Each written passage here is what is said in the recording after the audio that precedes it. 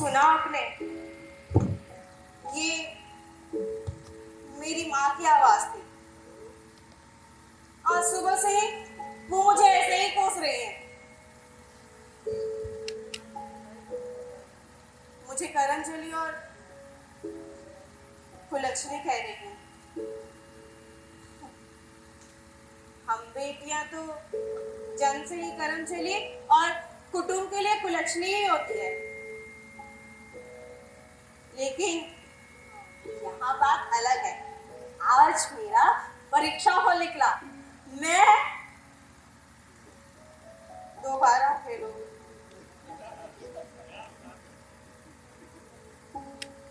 एक बार फेल होने से मैं बहुत अपसेट थी। गुजरे पूरे साल मैं आत्मग्लानि और लोगों के तानों से शर्मसार थी। और अब फिर वही कहानी दोबारा। मुझे ऐसा लग रहा था जैसे मुझ कमजोर लड़के पर दुखों का पहाड़ ही टूट पड़ा है।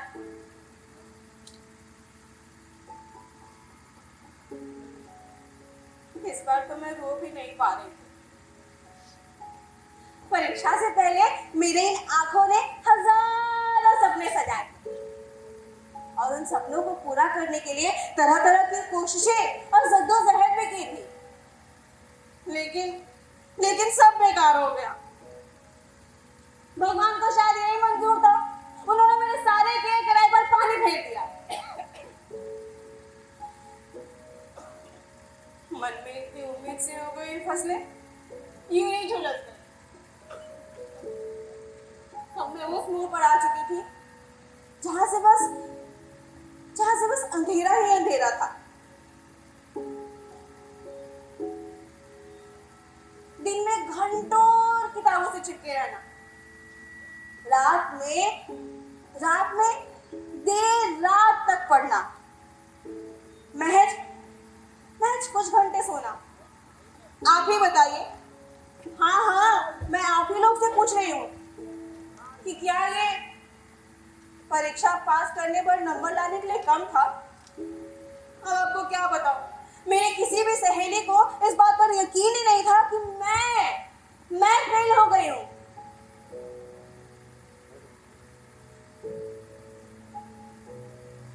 रोने और डूब मरने के सिवाय और मुझे कुछ नहीं सूझ रहा था। मैं क्या करूं, कहां जाऊं, मुझे कुछ भी समझ में नहीं आ रहा था।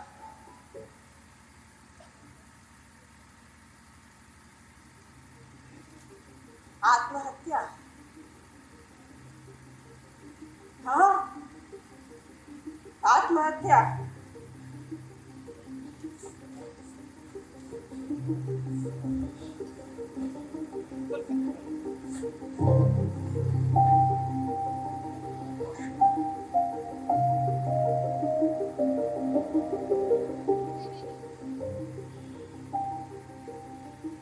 लेकिन अगर मैं आत्महत्या कर लेती हूँ तो इससे किसी को क्या फर्क पड़ जाएगा? इससे मेरा रिजल्ट तो नहीं बदल जाता ना।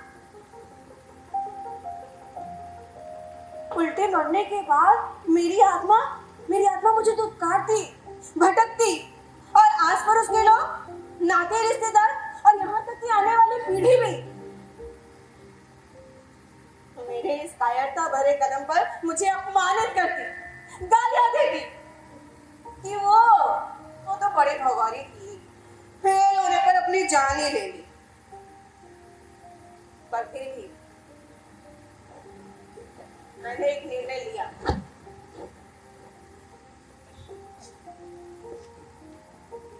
नहीं, मैं मरूंगी नहीं, बल्कि मैं फिर से पढ़ूंगी और अच्छे नंबर से पास होकर दिखाऊंगी। मैंने उस दिन खुद से वादा किया कि चाहे जो भी हो मैं संघर्ष करूंगी, मैं हार नहीं मानूंगी। मैं हर मुश्किल से जूझते हुए आखिर सफल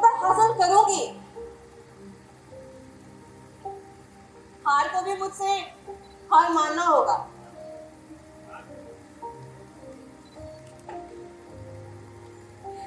अपने आंसुओं को पोंछ मैं फिर से उन्हीं सपनों में खोने लगी और दोबारा पढ़ने की सोचने लगी। सोचते सोचते गर्मी की छुट्टियां निकल गई और स्कूल और कॉलेजेस में एडमिशन होने शुरू हो गए थे। मैं भी अपना एडमिशन करवाने के लिए काफी विचलित थी और नई तरह की चुनौतियां लेने के लिए उत्साहित भी। इसके लिए मैंने अपने पापा से बात करने का निर्णय लिया। पापा, पापा, पापा, पापा आप कहाँ हैं? पापा, पापा, आप यहाँ हैं और मैं आपको पूरे घर में ढूंढ आई। पापा, मैं फिर से पढ़ना चाहती हूँ। मैं आपको पूरा विश्वास दिलाती हूँ कि इस बार मैं अच्छे नंबर से पास होकर दिखाऊंगी। आप बस एक बार मेरा एडमिशन। पापा, पापा,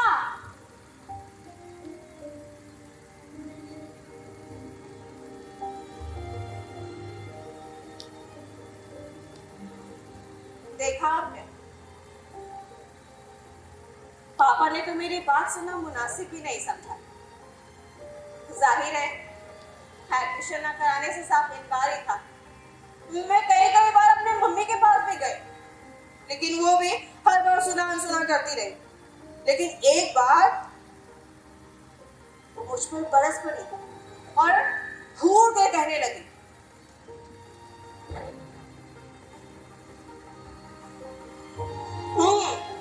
हमारी छप, सुन लीजिए आप, हमारी छप 6 साल में इंटर पास करेगी।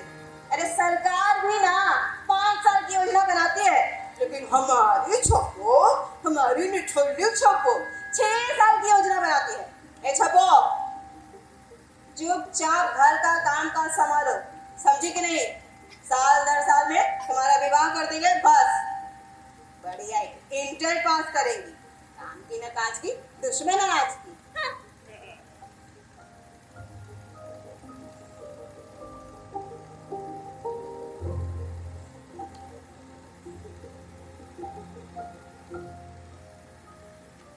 मेरी मम्मी तो मेरे पापा से भी 2 कदम आगे थी।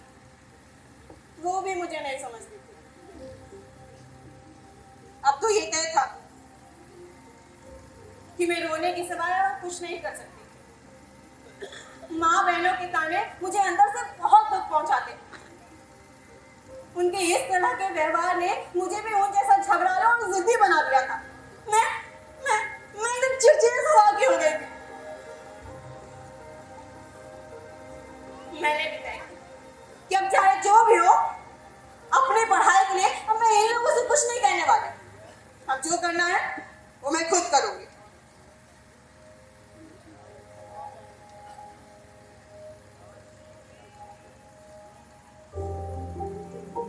धीरे धीरे दिन बीतता गया। एडमिशन का टाइम खत्म हो गया। मेरा एडमिशन नहीं हो पाया। इस बात से मुझे बहुत गहरा सदमा लगा। मुझे रह रहकर अपनी किताबें, अपनी रूटीन, अपने स्कूल के दिन, अपनी सहेलियां, ये सारे दृश्य मेरी आंखों के सामने घूमते। यहाँ तक कि सपनों में भी मुझे वही सब दिखाई देता और मुझे रोना आ जाता।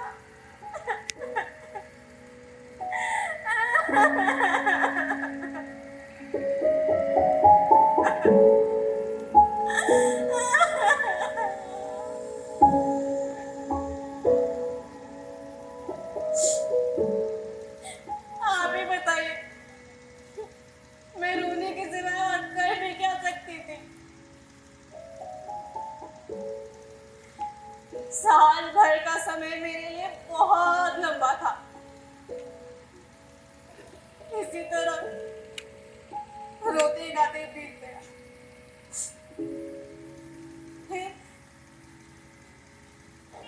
जुलाई का महीना आया और मैंने तय किया चाहे जो भी हो और ये साल मैं बेकार नहीं जाने दूंगी। मैंने एक नर्सरी स्कूल में पढ़ाने की बात की, लेकिन वहां से भी टका सा जवाब आ गया। क्यों? क्योंकि मेरे पास कोई ट्रेनिंग नहीं थी, मुझे नौकरी कौन देता। फिर मैं मुट्ठेगंज के एक स्कूल में गई। वहां से पता चला कि दारागंज के स्कूल में टीचर की वैकेंसी है, नर्सरी टीचर की। वो स्कूल 8वीं कक्षा तक था। मैं वहां के प्रिंसिपल साहब से मिलने के लिए गई।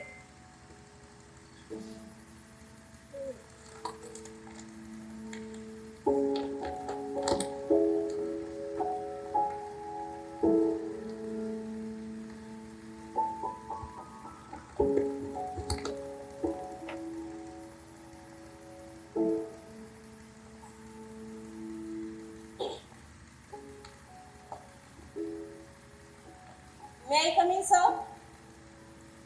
Yes, sir. Thank you, sir. Sir, this is my CV.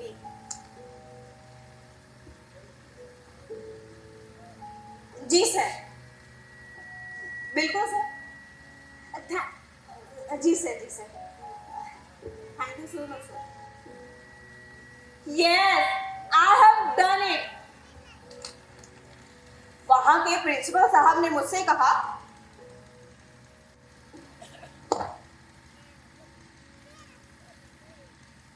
हाँ तो मिस सरिता, आप टीचर की वैकेंसी के लिए आए। Very good, very good. तो मिस सरिता, आप 2-4 दिन बच्चों को पढ़ा कर देखिए। भाई बच्चों को आपके पढ़ाने का तरीका पसंद आया तो आप कंटिन्यू कर लीजिएगा। Yes, that's a challenge. That's a big challenge for me. और इस तरह मैं पढ़ाने लगी।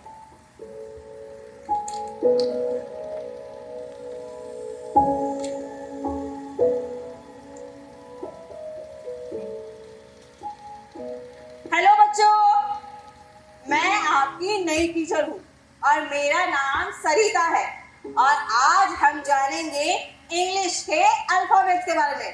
तो आप सब मेरे साथ बोलेंगे ना? चलिए। A for apple. Apple means सेब। Very good. अब सेब के बारे में क्या कहा जाए? आप सभी लोग अपने घर में लाल लाल सेब तो खाते होंगे ना? आपकी मम्मियाँ आपको सेब खाने के लिए देती है ना? गुड।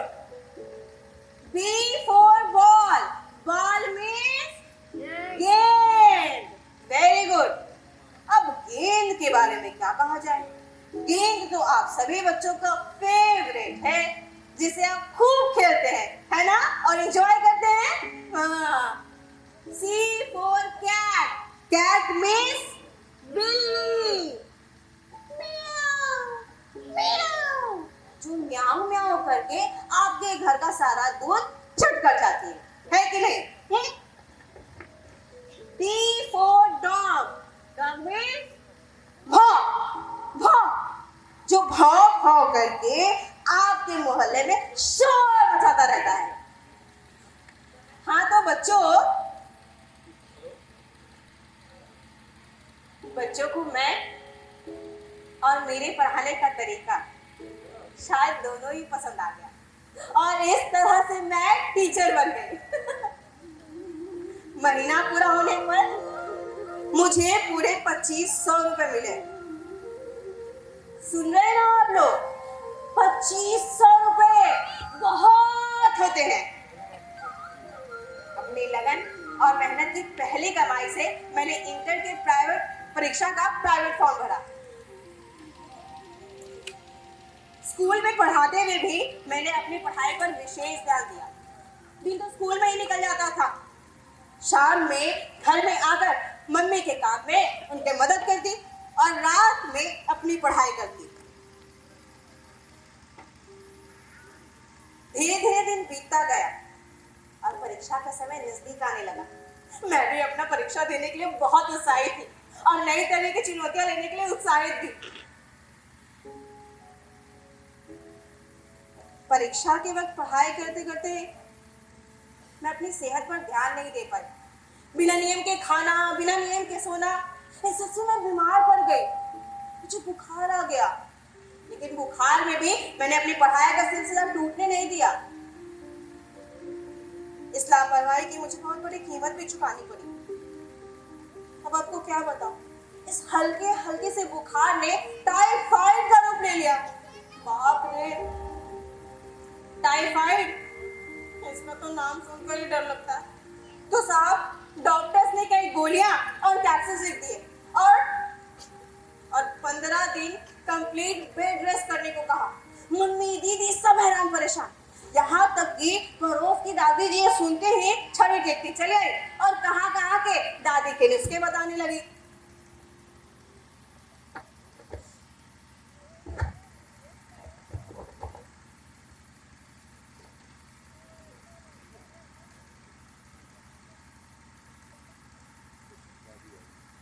अरे बिटिया, जब हम तुम्हारी उम्र के रहे तब ऐसा बुखार उखार के कबू परवाह नहीं किया।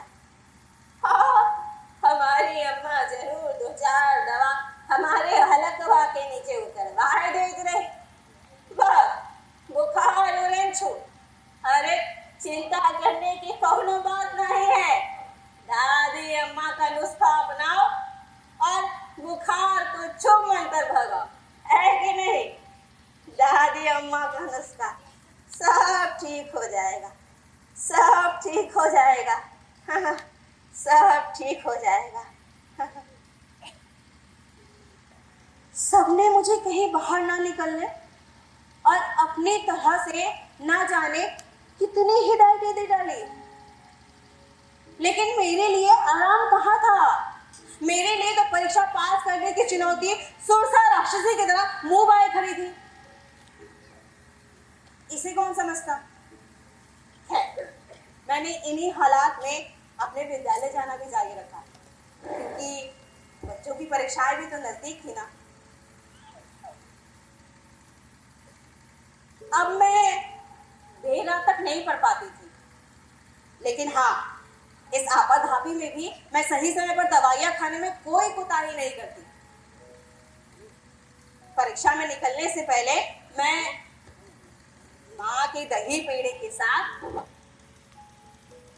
कैप्सूल लटकना बिल्कुल नहीं भूलती थी।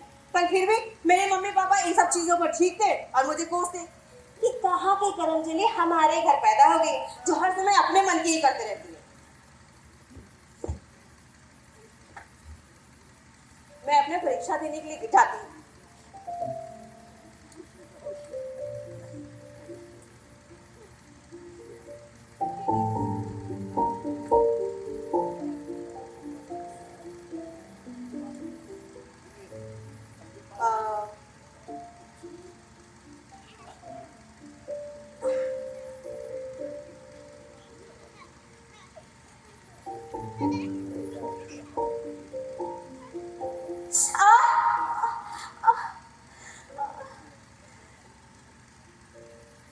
परीक्षा में पहला घंटा बीतते ही मेरे सर पे जैसे दर्द के हथौड़े चलने आते। ऐसा लगता कि मैं अब गिरी कि तब गिरी, लेकिन मैं किसी तरह दर्द और तकलीफ को बर्दाश्त कर सभी प्रश्न हल करके पूरी कॉपी भरकर ही आती थी। हाँ, किसी पेपर में कुछ प्रश्न छूट जाते थे। परीक्षा के समय मेरी सेहत भी न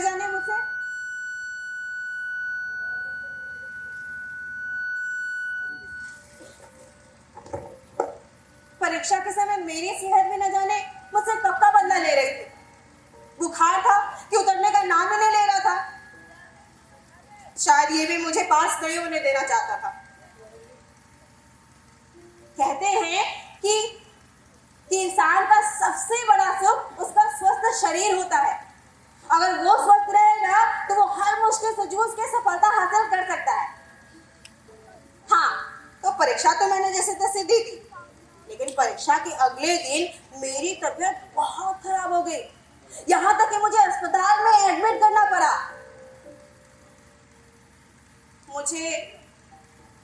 मुझे कई बोतलें ग्लूकोज और खून की चढ़ने लगी। मुझे तरह तरह के इंजेक्शन लगने लगे।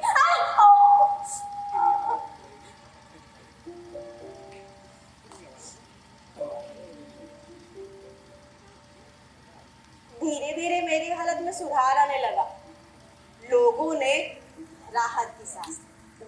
लेकिन ये क्या, अगले दिन मेरी तबीयत और ज्यादा खराब हो गई।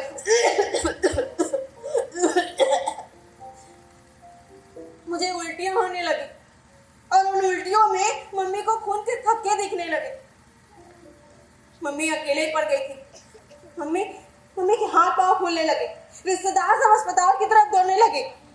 यहाँ तक कि पड़ोसियों को भी पता चल गया कि वो 5 नंबर वाले सरिता है ना, उसकी हालत बहुत गंभीर बनी हुई है। इत्तेफाक से पापा भी 4 दिन पहले नासिक चले गए थे दीदी के लिए लड़का देखने। घबराहट में दीदी ने पापा को फोन पर सूचना दे दी। पापा को जैसे ही ये समाचार मिला, वो कोई भी साधन पकड़कर सीधे यहाँ आए। यहाँ आने पर उन्होंने शहर के बड़े स्पेशलिस्ट से मेरा इलाज शुरू करवाया। पता है, मुझे ठीक होने में 2 महीने लग गए।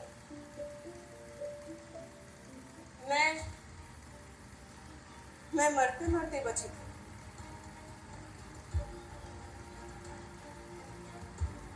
धीरे धीरे मेरी हालत में सुधार आने लगा और अब मैं बिल्कुल ठीक हो गई थी। फिर जुलाई का महीना आया और मेरा परीक्षा फल निकला और अपना परीक्षा फल देखने के लिए मैं अपने विद्यालय गई।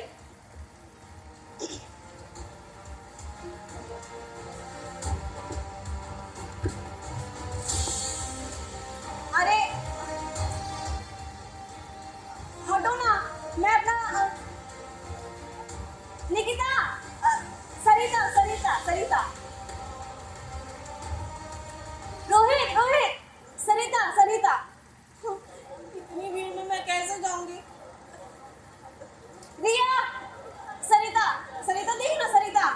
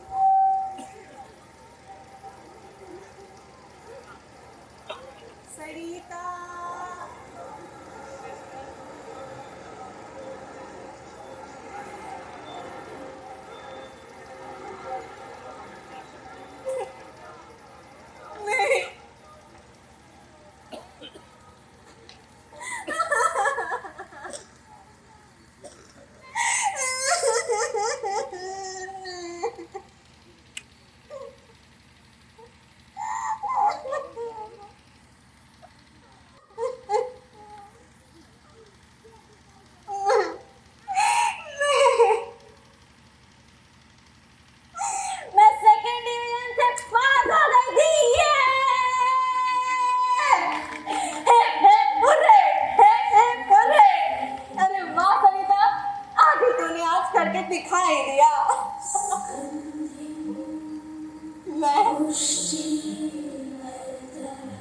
मैं सेकेंड डिवीजन से पास हो गई थी।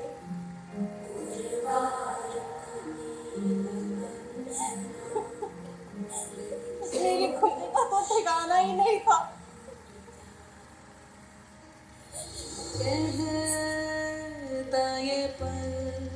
इस घटना ने मेरा आत्मविश्वास कई ज्यादा गुना बढ़ा दिया।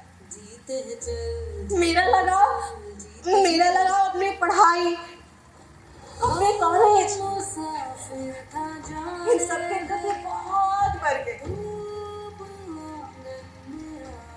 पापा ने मेरी वो टीचर वाली नौकरी वो छुड़वा दी और मुझे भरोसा दिलाया कि अब मेरे आगे की पढ़ाई में किसी तरह की कोई रुकावट नहीं आएगी।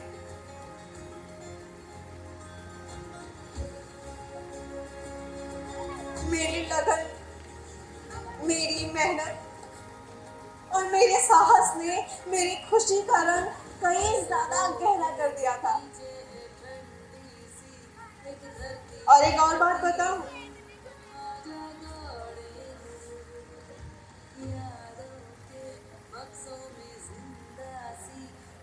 सफलता और असफलता, इन दोनों के रास्ते ना हम ही से होकर गुजरते हैं। तय हमें करना है कि हमें किस रास्ते पर जाना है।